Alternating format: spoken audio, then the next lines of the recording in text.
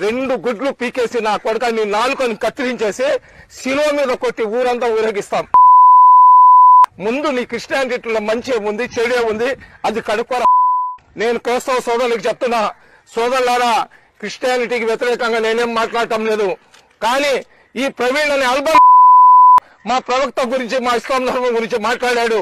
ఖచ్చితంగా క్షమాపణ కానీ మీరు చెప్పకపోతే మీకు చెప్తున్నా, ఒక్క వారం లోపల అనవసరంగా మా ధర్మం గురించి, మా ప్రవక్త గురించి చెడుగా మాట్లాడిన ఈ మీరు కానీ క్షమాపణ చెప్పించుకోకపోతే ఖచ్చితంగా మీరు దాని తర్వాత జరిగే పరిణామాలకు మీ క్రైస్తవుల బాధ్యులవుతారు. అస్సలాము అలైకుం రహమతుల్లాహి బర్కాతుహు.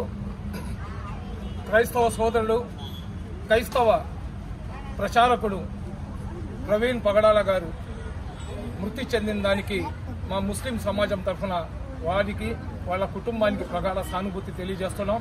అదేవిధంగా ప్రవీణ్ పగడాల గారి ఆత్మకు శాంతి చేకూర్చాలని చెప్పి ఈరోజు మనం ఇఫ్తియార్ తర్వాత అతని కోసం కూడా దువా చేయడం జరిగింది. గతంలో అతను కొన్ని అనుచిత వ్యాఖ్యలు మొహమ్మద్ ప్రవక్త గురించి చేసినప్పుడు అతనికి మందలిస్తూ క్షమాపణ కోరుతూ వీడియో పెట్టమని చెప్పి మేము కొన్ని వీడియోలు చేయడం జరిగింది. మనం పెట్టిన వీడియోలకు స్పందిస్తూ అతను క్షమాపణ కోరిన తర్వాత ఇస్లాం ధర్మాన్ని అనుసరించే మేమందరం కూడా అతనికి క్షమించి అతని గురించి మేము పట్టించుకోవడం వదిలేసినాం.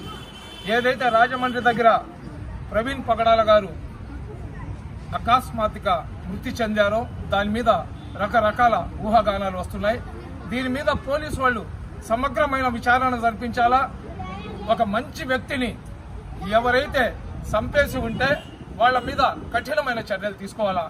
అయితే ఊళ్ళో పెళ్లికి కుక్కల హడావుడి అన్నట్లు కొంతమంది అనవసరంగా నా పేరు పెట్టి నన్ను రాద్ధాంతం చేసే ప్రయత్నం చేస్తున్నారు. ఇస్లాం ధర్మంలో ఇస్లాంను అనుసరించే ఏ వ్యక్తులు కూడా ఒక వ్యక్తికి అన్యాయంగా నష్టం కలిగించే పని చేయము. అందులో పవిత్రమైన రంజాన్ మాసంలో చిన్న బిడ్డ కాళ్ళ నుంచి చనిపోయే ముస్లిం వాళ్ళ దాకా కూడా ఉన్నమైన కార్యక్రమాలు చేస్తారు. కానీ ఒక మనిషిని జీవితాన్ని హరించడానికి ఇస్లాం అంగీకరించదు. ఏదేమైనా కానీ అతనికి అది యాక్సిడెంటా లేదా మర్డరా అనేది ఖచ్చితంగా రాష్ట్ర ముఖ్యమంత్రి, అదేవిధంగా లోకేష్ బాబు గారు, అదేవిధంగా హోమ్ మినిస్టర్ గారు, డీజీపీ గారు వీళ్ళందరూ కూడా అన్ని కోణాల్లో విచారణ జరిపించి ఎవరైతే దోషులు ఉంటారో వాళ్లకు ఉరి శిక్ష వేయాలని చెప్పి మేము డిమాండ్ చేస్తున్నాం. ఎందుకంటే మా ప్రవక్తకు చెప్పినప్పుడు ఖచ్చితంగా మేము రియాక్ట్ అవుతాం. మీ దేవుళ్ళకు చెప్పినప్పుడు ఖచ్చితంగా మీరు రియాక్ట్ అవుతారు. క్రైస్తవులకు చెప్పినప్పుడు, యేసు ప్రభుకు చెప్పినప్పుడు క్రైస్తవులు రియాక్ట్ అవుతారు. కానీ అతని ముఖం మేము చూడలేదు, మా ముఖం అతను చూడలేదు. ఏదైతే అతని వీడియోస్ లో, డెబిట్స్ లో మొహమ్మద్ ప్రవక్త గురించి చేసిన అనుచిత వ్యాఖ్యలు ఏదైతే ఉన్నాయో దాన్ని ఖండించే సందర్భంగా అతని మీద మేము చాలా కఠినంగా అయితే మాట్లాడిన మాట వాస్తవమే. ఖచ్చితంగా అతను క్షమాపణ కోరిన తర్వాత అతనికి మేము క్షమించేసి అతని జోలికి మేము వెళ్లకుండా మా పనులు మేము చేసుకుంటున్నాం. నేను యావత్ క్రైస్తవ సోదరులకు చెప్తున్నాను, ఎవరో రెచ్చగొట్టి ఏదో చెప్తే అనవసరంగా మీరు కేసును పక్కదావ పట్టించేటట్లు రకరకాలుగా మీరు తెలిసి తెలియని పనులు కానీ చేసుకుంటే అసలైన దోషులు తప్పించుకొని దర్జాగా తిరిగే పరిస్థితి వస్తుంది. కాబట్టి దయచేసి మీ దగ్గర ఆధారాలు లేకుండా అనవసరమైన కామెంట్లు చేయబాకండి.